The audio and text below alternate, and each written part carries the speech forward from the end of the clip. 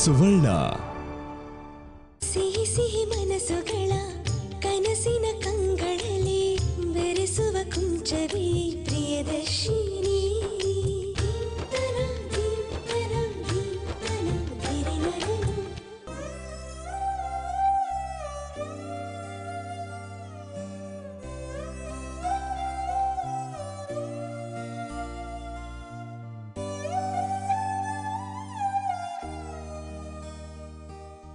ಮತ್ತೆ ಆಫೀಸ್ವರೆಗೂ ಹುಡ್ಕೊಂಡ್ ಬಂದಿದ್ದೀರಾ? ಏನು ವಿಷಯ?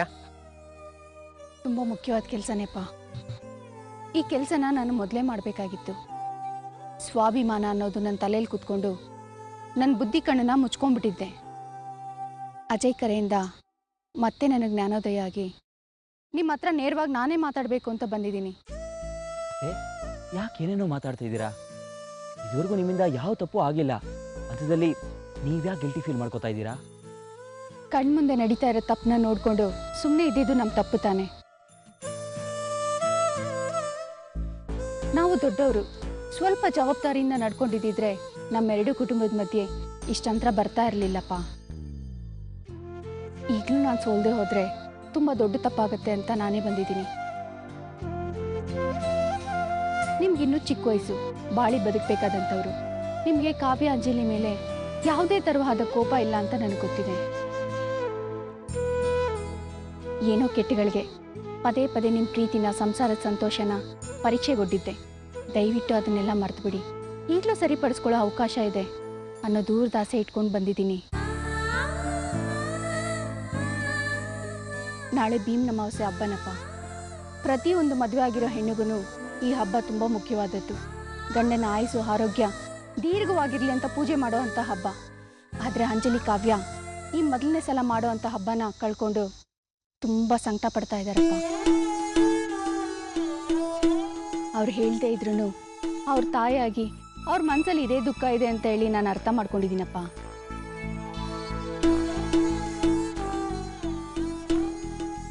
ನಿಮ್ಮ ಮನಸ್ತಾಪಗಳು ದೂರ ಆಗೋದಕ್ಕೆ ಈ ಹಬ್ಬನೇ ಒಂದು ವೇದಿಕೆ ಆಗಲಿ.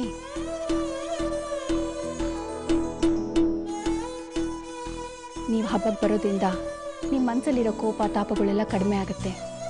ನಾಳೆ ಹಬ್ಬಕ್ಕೆ ಬರ್ತೀರಾ ಅಲ್ವಪ್ಪ ನಮ್ಮ ಮನೆಗೆ?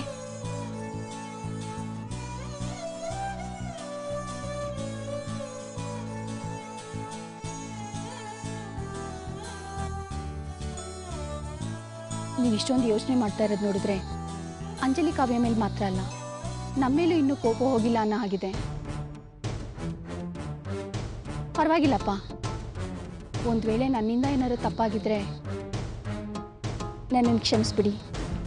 ಅಯ್ಯೋ ಅತ್ತೆ, ಯಾಕೆ ಈ ರೀತಿ ಮಾತಾಡ್ತಿದ್ದೀರಾ? ನೀವು ಆಶೀರ್ವಾದ ಮಾಡಬೇಕು ಹೊರತು ಈ ಥರ ಬೇಡ್ಕೋಬಾರ್ದು.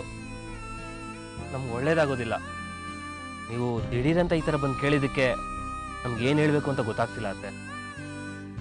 ಸರಿಪಾ, ನಾನು ಅವಸರ ಮಾಡಲ್ಲ, ಹಾಗಂತ ಬಲವಂತನೂ ಮಾಡಲ್ಲ. ಆದರೆ ಬಂದೇ ಬರ್ತೀರ ಅನ್ನೋ ಆಸೆ ಇಟ್ಕೊಂಡಿರ್ತೀನಿ. ನಾನು ಮಾತ್ರ ಅಲ್ಲ, ಅಂಜಲಿ, ಕಾವ್ಯ ಕೂಡ ಆಸೆ ಇಟ್ಕೊಂಡಿರ್ತಾರೆ. ಯೋಚನೆ ಮಾಡಿ ನಿರ್ಧಾರ ತಗೊಳ್ಳಿ.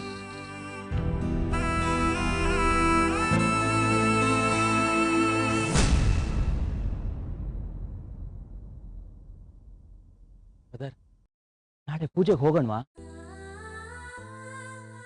ಅತ್ತೆ ಮಾತಾಡಿದ್ ಕೇಳಿ ನಂಗೆ ತುಂಬಾ ಸಂಕಟ ಆಗ್ತಿದೆ ಕಣೋ. ಅವರು ನಮ್ಮ ಸೋದರತ್ತೆ, ಹೆಣ್ ಕೊಟ್ಟಿದ್ದ ದೇವ್ರು ಕಣೋ. ಅವ್ರು ಬಂದು ನಮ್ಮ ಹತ್ರ ಬೇಡ್ಕೊಡೋ ಸ್ಥಿತಿಗೆ ತಂದು ನಿಲ್ಸಿದೀವಲ್ಲ ನಾವು. ಛೇ, ಈ ತಮಾಷೆ, ಹುಡುಗಾಟ, ಸ್ವಾಭಿಮಾನ, ಅಹಂಕಾರದಿಂದ ಶುರುವಾಗಿದ್ದ ಮನಸ್ತಾಪ ನಮ್ಮನ್ನ ಎಲ್ಲಿ ತಂದು ನಿಲ್ಸಿದೆ ನೋಡು. ನಾವು ಇದನ್ನ ಹೇಗಾದ್ರೂ ಸರಿ ಮಾಡ್ಲೇಬೇಕು. ಅದಕ್ಕಾದ್ರೂ ನಾವು ನಾಳೆ ಪೂಜೆಗೆ ಹೋಗ್ಲೇಬೇಕು ಅನ್ನೋದೇನೋ ನಿಜಾನೇ ಬ್ರದರ್. ಅದರಿಂದ ಆ ಅಜಯ್ ಹೇಳಿದ್ದನ್ನ ನಾವು ಮಾಡ್ದಾಗ ಆಗತ್ತೆ. ಎಲ್ಲ ಸರಿ ಹೋದ್ರೆ ನಾವು ಜೈಲು ಹೋಗೋದು ತಪ್ಪತ್ತೆ ಕಣೋ. ಹಾಗೆ ನಮ್ಮ ಹೆಂಡತಿ ಪ್ರೀತಿ ಮತ್ತೆ ನಮಗೇ ಸಿಗೋ ಹಾಗಾಗತ್ತೆ ಬ್ರದರ್. ಇದೆಲ್ಲದಕ್ಕೂ ಮೊದಲು ಮಮ್ಮಿ ಪರ್ಮಿಷನ್ ತಗೋಬೇಕು ಬ್ರದರ್. ಅದನ್ನ ಮಾತ್ರ ಮರಿಬಾರ್ದು.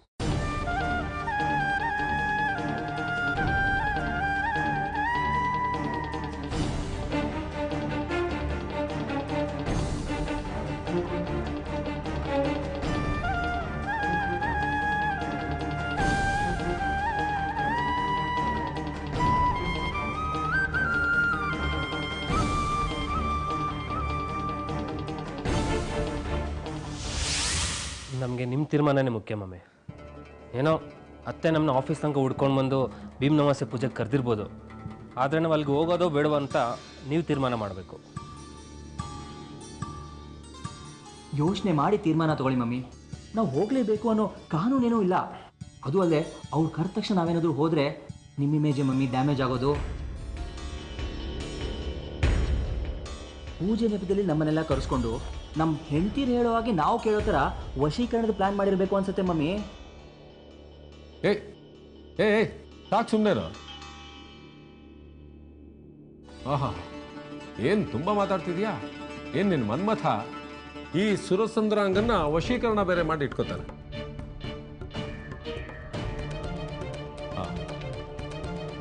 ಪ್ರಭಾ, ಈಗಲೂ ಅವರೇ ಒಂದು ಹೆಜ್ಜೆ ಕೆಳಗಡೆ ಇಳಿದು ಬಂದಿದ್ದಾರೆ. ಈಗ ಕಾಲನೂ ಬದಲಾಗಿದೆ, ನಮ್ಮಗಳ ತಪ್ಪು ಅರಿವಾಗಿದೆ, ಎಲ್ಲರ ಮನಸ್ಸು ಮಾಗಿದೆ. ಆಗಿರೋ ತಪ್ಪನ್ನ ಸರಿಪಡಿಸ್ಕೊಳ್ಳೋದಕ್ಕೆ ಇದೊಂದು ಸದವಕಾಶ ಅಂತ ತಿಳ್ಕೊಂಡು ಮುಂದೆ ಹೆಜ್ಜೆ ಇಡಬೇಕಾಗುತ್ತೆ. ಸಾಕು ಸಾಕು, ಈ ದ್ವೇಷದ ಬೆಂಕಿನಲ್ಲಿ ಬೆಂದು ಸಾಕಾಗಿ ಹೋಗಿದೆ. ಅದರಿಂದ ಯಾರಿಗೂ ಲಾಭನೂ ಇಲ್ಲ, ನೋಡ್ತಾ ಇದೀವಲ್ಲ. ಈಗಲಾದ್ರೂ ನಿನ್ನ ಮನಸ್ಸನ್ನ ಬದಲಾಯಿಸ್ಕೊಪ್ಪ.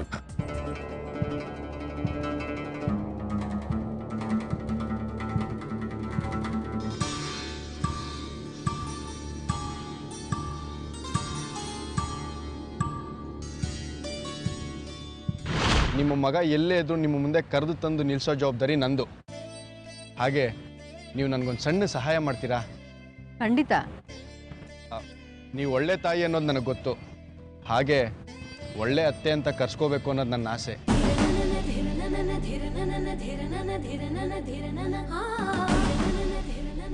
ಈ ಕೋರ್ಟ್ ಕೇಸಿನ ಗಲಾಟೆನಲ್ಲಿ ಪಾಪ ಅಂಜಲಿ ಕಾವ್ಯ ಅವ್ರ ಕೈವಾಡ ಏನೂ ಇಲ್ಲ. ಇನ್ಫ್ಯಾಕ್ಟ್ ಲಾಯರ್ನ ಫಿಕ್ಸ್ ಮಾಡಿ ನಿಮಗೆ ಬೇಲ್ ಸಿಗೋ ಹಾಗೆ ಮಾಡಿದ್ದೆ ಅವರು.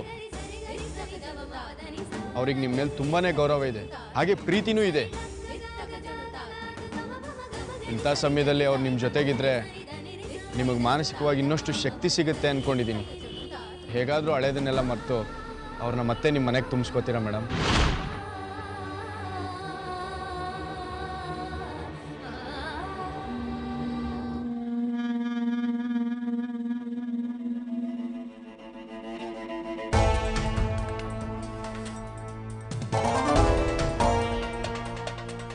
ಸರಿನ್ರಪ್ಪ, ಪೂಜೆ ಹೋಗಿ ಬನ್ನಿ.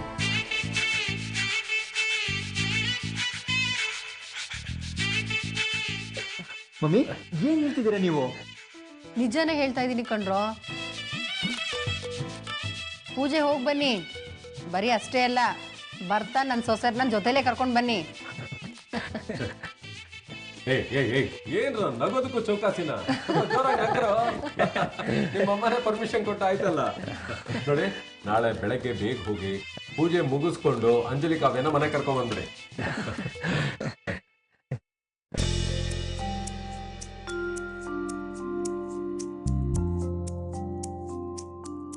ನೀನ್ ಹಾಗೆ ಹೇಳಿದ ತಕ್ಷಣ ಅವ್ರ ಮುಖದಲ್ಲಿ ಎಂತ ಸಂತೋಷ ಮೂಡ್ ಬಂತು. ಸ್ವರ್ಗನೇ ಕೈ ಸಿಕ್ಬಿಡ್ತು ಅನ್ನೋ ತರ ಖುಷಿ ಪಡ್ತಾ ಇದ್ದಾರೆ. ಅಂತೂ ಒಳ್ಳೆ ನಿರ್ಧಾರ ತಗೊಂಡಪ್ಪ. ಗುಡ್.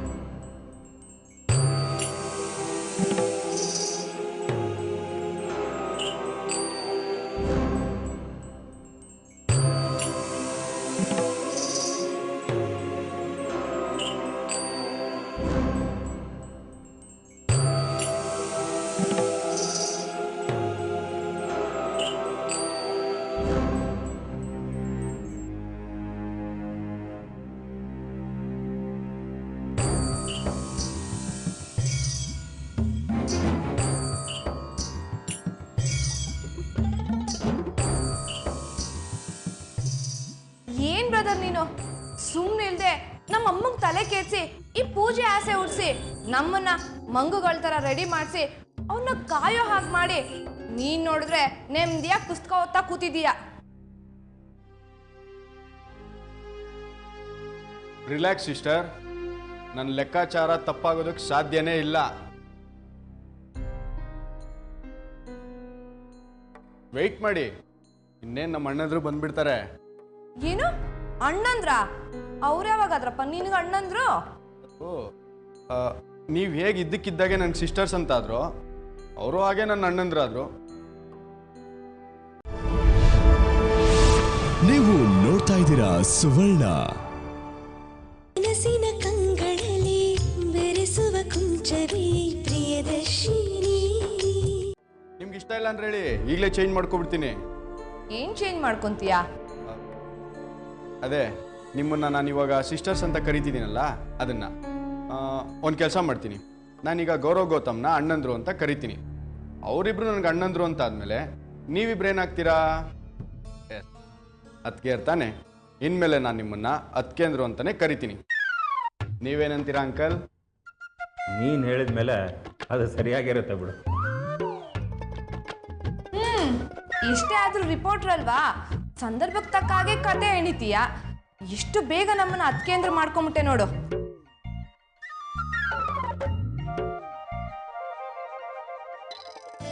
ಇದು ಕಾಲ ಕಳೆಯೋದಕ್ಕೆ ಸೃಷ್ಟಿ ಮಾಡಿರೋ ಕತೆ ಅಲ್ಲ ಅತ್ಗೆ, ನನಗೆ ಕಾಲ ಹೇಳಿರೋ ನಿಜವಾದ ಕತೆ ಇದು.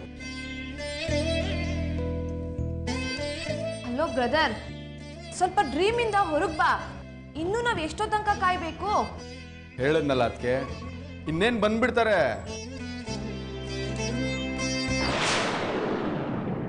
ಅಗೋ ಬಂದೇ ಬಿಟ್ರು ನೋಡಿ.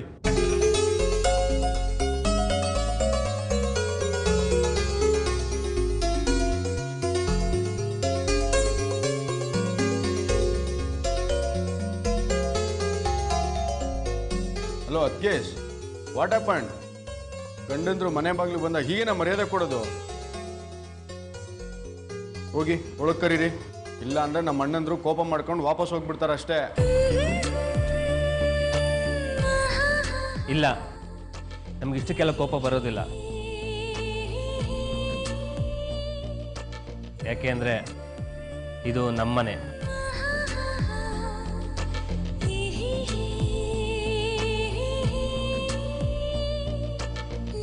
ನಮ್ಮ ಅತ್ತೆ ಮಾವ ಇರೋ ಮನೆ. ನಾವು ತಾಳಿ ಕಟ್ಟಿದ ಹೆಂಡ್ತಿರೋ ಮನೆಗೆ ಯಾರೂ ಕರಿಬೇಕಾಗಿಲ್ಲ. ಮಾವ, ನಾವು ಹಳೆದನ್ನೆಲ್ಲ ಮರ್ತಿದ್ದೀವಿ. ನಮಗೆ ನಮ್ಮಿಂದ ಆಗಿರೋ ತಪ್ಪಿನ ಅರಿವಾಗಿದೆ. ದಯವಿಟ್ಟು ದೊಡ್ಡ ಮನಸ್ಸು ಮಾಡಿ ನಮ್ಮನ್ನು ಕ್ಷಮಿಸ್ಬಿಡಿ. ಕಾಲಾಯ ತಸ್ಮೈ ನಮ ಅಂತ ಹೇಳ್ತಾರೆ. ಮುಂದೆ ಆಗೋದನ್ನು ಯಾರಿಂದನೂ ತಪ್ಪಿಸೋದಕ್ಕೆ ಸಾಧ್ಯ ಇಲ್ಲ.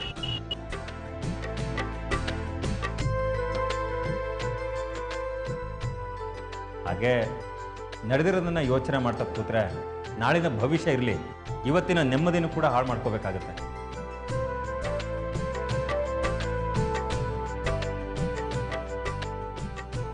ಅದಕ್ಕೆ ನಾವು ನಡೆದಿರೋದನ್ನೆಲ್ಲ ಮರ್ತು ಬಿಡ್ತೀವಿ.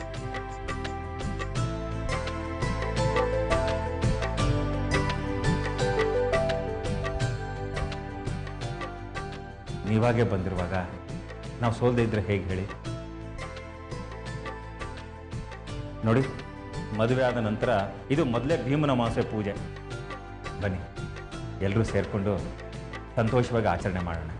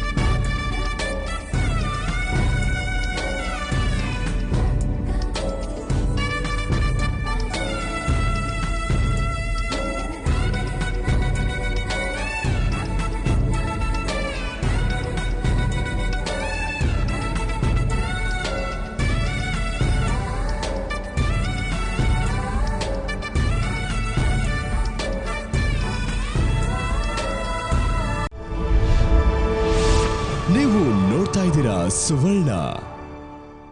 ಹಸಿನ ಕಂಗಳಲ್ಲಿ ಬೆರೆಸುವ ಕುಂಚವೇ ಪ್ರಿಯದರ್ಶಿನಿ.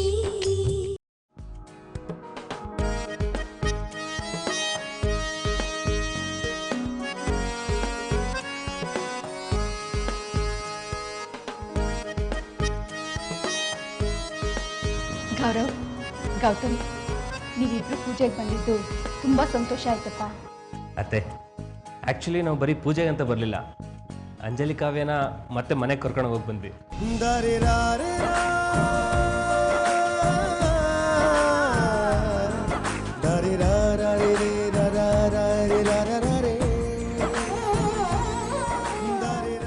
ನಮ್ಮ ಅಂಜಲಿ ಕಾವ್ಯನ ಕರ್ಕೊಂಡು ಹೋಗಕ್ಕೆ ಬಂದಿದ್ದೀರಾ?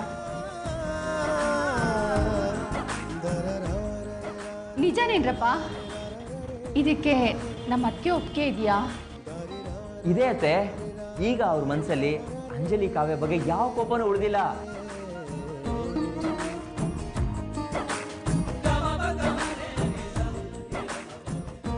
ನಿಜ ಹೇಳಬೇಕು ಅಂದ್ರೆ ಅವ್ರೀಗ ತುಂಬಾ ಬದಲಾಗಿದ್ದಾರೆ, ಒಂಥರ ಮಗು ತರ ಆಗೋಗ್ಬಿಟ್ಟಿದ್ದಾರೆ.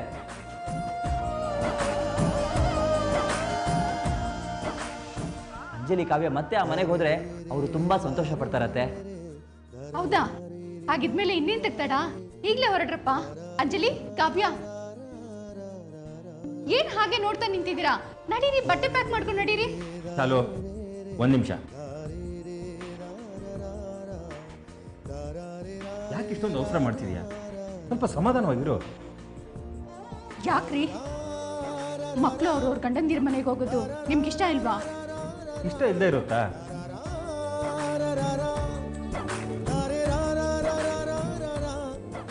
ನಿಜ ಹೇಳಬೇಕು ಅಂದ್ರೆ ಇವತ್ತು ಸ್ವರ್ಗದಲ್ಲಿ ಇರೋಷ್ಟು ಸಂತೋಷ ಆಗ್ತಾ ಇದೆ.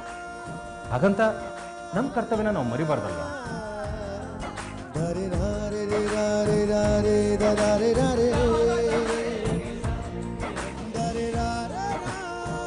ನಮ್ಮ ಬೀಗ್ರೇನೋ ದೊಡ್ಡ ಮನ್ಸು ಮಾಡಿ ಎಲ್ಲಾನು ಮರೆತು ಎರಡು ಕುಟುಂಬಗಳು ಒಂದಾಗೋದಕ್ಕೆ ಒಪ್ಕೊಂಡಿದ್ದಾರೆ. ಹಾಗಿರುವಾಗ ನಮ್ಮ ಕಡೆಯಿಂದ ಆದ ಸಣ್ಣ ಪುಟ್ಟ ತಪ್ಪುಗಳಿಗೆ ನಾವು ಅವ್ರ ಹತ್ರ ಕ್ಷಮೆ ಕೇಳೋದು ಬೇಡವಾ? ಅದಕ್ಕೆ ನಾಳೆನೆ ನಮ್ಮ ಮಕ್ಕಳನ್ನ ಅವ್ರ ಮನೆಗೆ ಕರ್ಕೊಂಡು ಹೋಗಿ ಅವ್ರ ಅತ್ತೆ ಮನೆಗೆ ಸೇರಿಸಿ ಬೀಗರಿಗೆ ಧನ್ಯವಾದ ಹೇಳಬೇಕು ಅಂತ ಅನ್ಕೊಂಡಿದ್ದೀನಿ. ಇದಕ್ಕೆ ನಿನ್ನ ಒಪ್ಪಿಗೆ ಏನು? ಹೌದು ರೀ, ನೀವು ಹೇಳ್ತಾ ಇರೋದು ಸರಿಯಾಗಿದೆ. ಅವರು ನಮ್ಮ ಬೀಗರು ಅನ್ನೋದಕ್ಕಿಂತ ಹೆಚ್ಚಾಗಿ ಅವ್ರು ನಮ್ಮ ಅಣ್ಣ. ಅದಕ್ಕೆ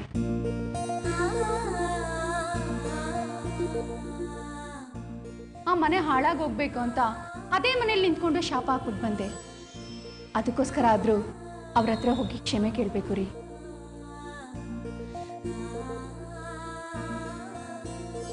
ಹೌದು ವಿಶಾಲ, ನೀನು ಹೇಳ್ತಾ ಇರೋದು ಸರಿ.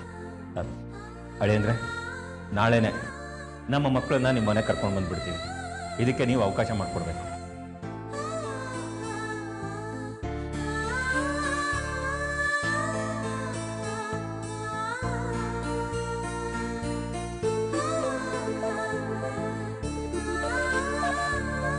ಸಿಹಿ ಸಿಹಿ ಮನಸ್ಸುಗಳ ಕನಸಿನ ಕಂಗಳಲ್ಲಿ ಬೆರೆಸುವ ಕುಂಚವೇ ಪ್ರಿಯದರ್ಶಿನಿ.